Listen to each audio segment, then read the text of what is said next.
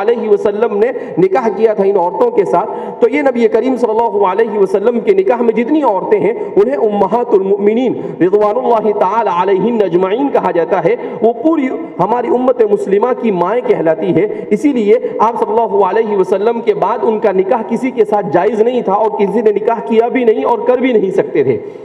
ان میں سب سے پہلے حضرت خدیجہ بنت خویلد رضی اللہ تعالی عنہ، نبی کریم صلی اللہ علیہ وسلم فرمایا کرتے تھے کہ اس عورت نے مجھ پر اتنے احسان کیے ہیں کہ میں اس کے احسان کا بدلہ چکا سکتا نہیں۔ حضرت عائشہ صدیقہ فرماتی ہے کہ آپ بکثرت حضرت خدیجہ کو یاد کیا کرتے تھے، تو میں کہتی تھی کہ آپ خدیجہ کو یاد کرتے رہتے ہو، تو عائشہ فرماتی ہے کہ حضور مسکرا دیتے تھے اور کہتے تھے کہ خدیجہ جیسا تو کوئی نہیں ہو سکتا ہے۔ اسی طریقے سے آپ صلی اللہ علیہ وسلم کا دوسرا نکاح ہجرت سے پہلے حضرت سودا بنت زمعہ سے ہوا۔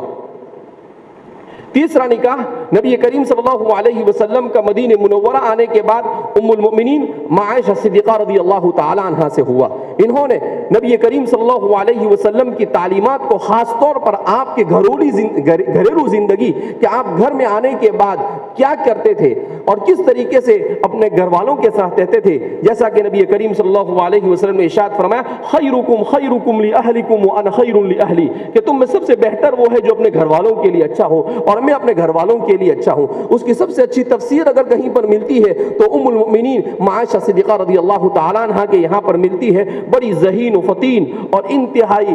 فقاہت کی مالک، علم و فضل کی مالک تھی۔ آپ صلی اللہ علیہ وسلم نے بعض مقامات پر ارشاد فرمایا امت سے خذوا نصف علمکم من حمیرہ، کہ تم آدھا علم حضرت عائشہ سے لو۔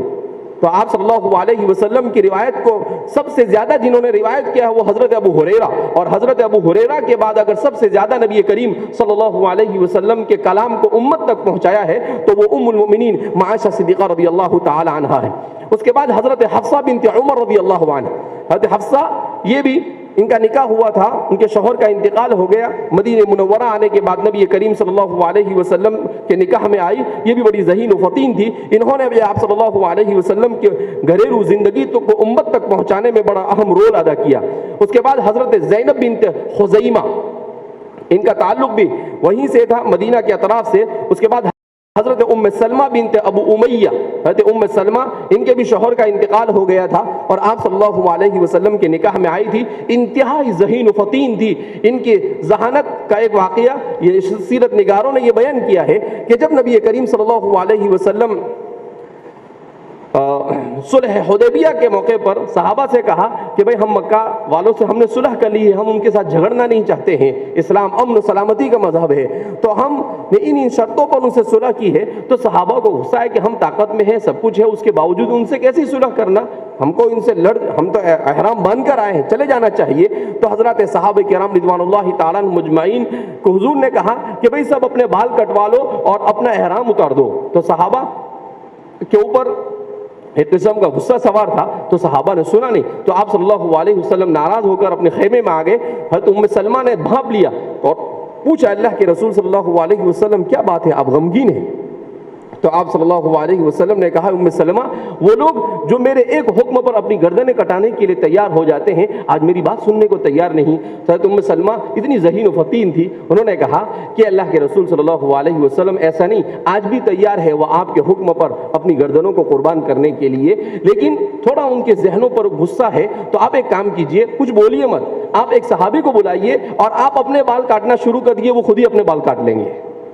تو فرماتے ہیں آپ صلی اللہ علیہ وسلم اپنے خیمے سے باہر تشریف لائے، ایک صحابی کو بلائے، انہوں نے آپ کے بال کاٹنے شروع کیے، سب کھڑے ہوئے اور ایک دوسرے کے بال کاٹنا کیا کر دیا، شروع کر دیا۔ تو کہتے ہیں کہ عورت جب اچھی ہوتی ہے تو اس طریقے کے مشورے دے کر بہت ساری پریشانیوں اور کنفیوژن کو کیا کر دیتی ہے، دور کر دیتی ہے۔ حضرت ام سلمہ رضی اللہ تعالیٰ عنہ انتہائی ذہین و فطین عورت تھی۔ حضرت زینب بنت جحش رضی اللہ تعالیٰ عنہ، یہ بھی نبی کریم صلی اللہ علیہ وسلم کے نکاح میں ان کا تعلق بھی مدینہ منورہ سے تھا۔ مدینہ کے اطراف میں جو قبائل سے ان کے تعلق، حضرت جویریہ بنت حارث رضی اللہ تعالی عنہ، حضرت صفیہ بنت حیی یہ یہودی تھی اور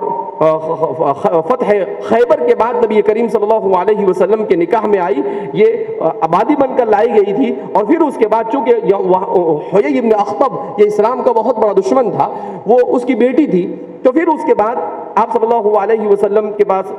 مسلمانوں کے اور نبی کے اخلاق کو دیکھ کر وہ متاثر ہوئی، اسلام قبول کیا، تو پھر آپ صلی اللہ علیہ وسلم کے نکاح میں لے لیا گیا۔ حضرت ام حبیبہ بنت ابی سفیان، ابو سفیان جو مکہ مکرمہ کے ابو جہل کے بعد سردار بنائے گئے تھے، ان کی بیٹی تھی حضرت ام حبیبہ رضی اللہ تعالی عنہا، یہ بھی بڑی ذہین و فطین تھی۔